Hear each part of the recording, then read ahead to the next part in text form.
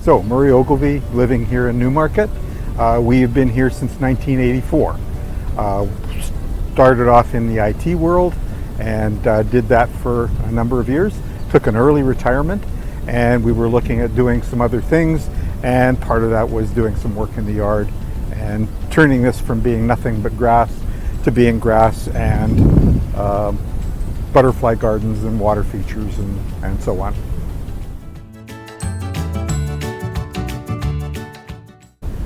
My wife told me I couldn't do it. I just had this thing that I wanted to put in a butterfly garden. So I did a little bit of research and found out that you need to have milkweed to attract monarch butterflies. And then we also have a variety of plants for swallowtails, but the main thing here is for monarchs.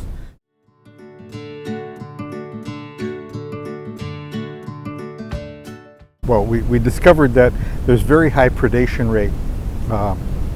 A lot of things like to eat monarch eggs and monarch caterpillars.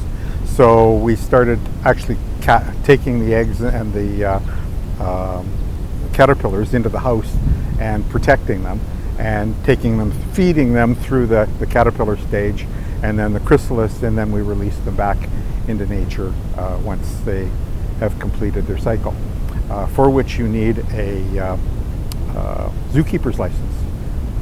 Were you aware of that? No, I wasn't. No, yes, a zookeeper's license.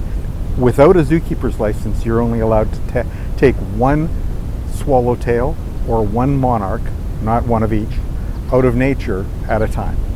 And so we want to do that because we have people coming over from garden societies and schools, and we wanted to make sure we were doing everything legally. And we got involved with the Toronto Entomological Association, and they have an umbrella license where members can sign up for that. And so that's what we did, is we got our licensing through T. On their own in nature, monarchs, probably 1% of them survive, whereas we're getting pretty close to 100% survival rate. So it makes a big difference.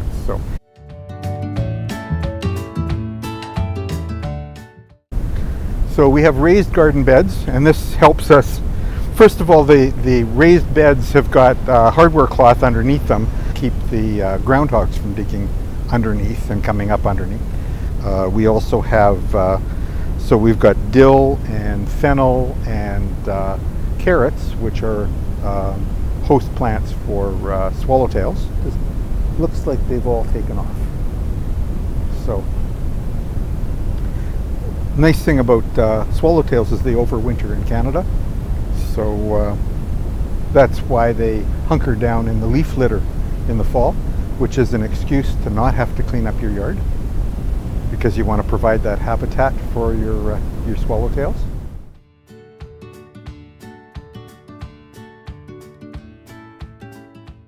So I now have a total of 11 barrels. 10 of them are hooked up. I've got a group of four over here, and they're all daisy chained together with a downspout that comes into the first barrel, and then that trickles down to the rest of them. And then I've got a selector switch on it, so I can flip it over so that it either goes into the barrels, or when the barrels are full, I divert the water into a pipe that goes all the way down to, we have a rain garden.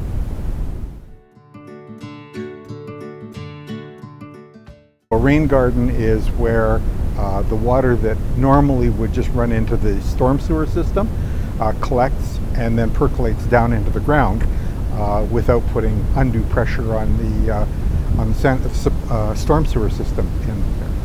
So all of the rain from our roofs either goes into the barrels, which we then use for watering all of our plants, or it goes into the rain garden.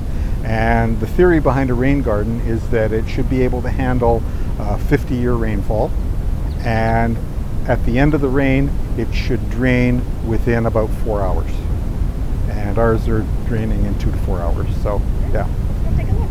Yeah, come on down. This is our rain garden down in here. I don't know if you can take a look down inside there. You can see the water comes down, and this just keeps it from eroding. and then it trickles down into there, and it fills that whole pond down there. And it should, like I said, empty itself within 2 to 4 hours after a big storm.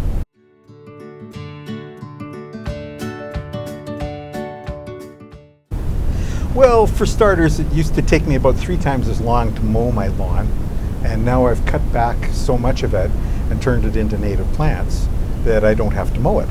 We're getting a lot more variety in the animals and the flora and the fauna that come and visit us, so it makes the yard that much more interesting.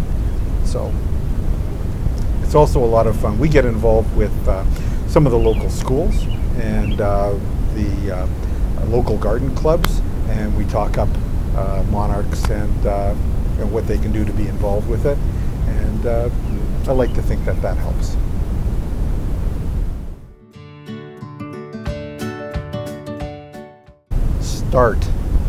Get started with it. Do something, because unfortunately it's too easy to just say, well, I'll do it tomorrow, or I'll put off on it, or I'm not quite sure how to start.